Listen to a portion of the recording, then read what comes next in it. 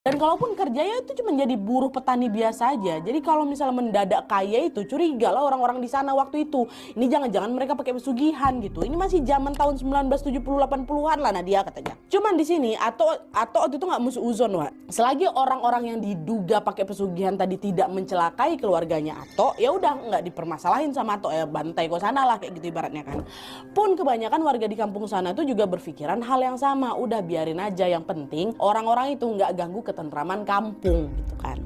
Jadinya selama bertahun-tahun makin banyak lah itu warga di sana yang diduga pakai pesugihan juga.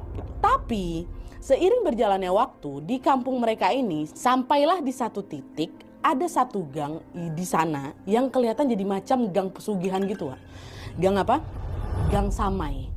Yang ditempatin sama Yuyun, anak keduanya Ato tuh. Nah, di situ. Karena di gang itu mayoritas rumahnya itu besar-besar kali. Nah, dia kata Ato, aku pagar rumah itu tinggi-tinggi.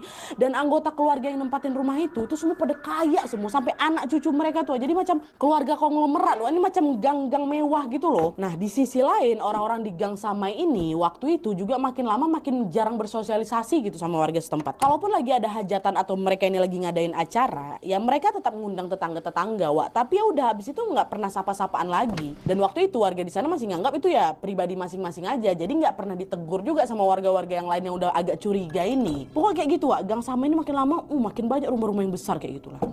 Dah, awalnya kampungnya Ato setelah terjadi kayak gitu masih aman-aman aja. Orang-orang yang diduga pakai pesugihan tadi gak pernah ngeganggu warga setempat, Wak ya. Tapi seiring berjalannya waktu, tiba-tiba mulai muncul kejadian-kejadian janggal di sekitar Ato yang diduga berkaitan sama praktek pesugihan tadi. Dan gak lama keluarganya Ato ini juga ngalamin gangguan seram sampai bikin satu kampung itu heboh. Ini kita masuk ke gangguannya. Jadi, Wak, pada suatu hari Yuyun, anak kedua Ato yang tinggal di Gang Samai tadi itu lagi hamil tua. Nah, usia kandungannya waktu itu udah masuk 7 bulan. Nah, sesuai tradisi setempat, Wak, Yuyun ini bakal mengadakan acara 7 bulanan untuk menjaga bayi yang dikandung sama calon ibunya biar selamat gitu lah kan sampai waktu melahirkan nanti. Nah, kata Wak, acara 7 bulan di kampungnya Ato waktu itu biasanya diadain memang selama sehari penuh gitu loh. Rangkaian acaranya juga macam-macam. Salah satunya syukuran dan mandi air kembang. Jadinya di hari itu Ato yang dibantu sama keluarga dan juga warga setempat pun mulailah itu kan nyiapin barang-barang yang memang diperlukan untuk acara 7 bulanan itu gitu loh.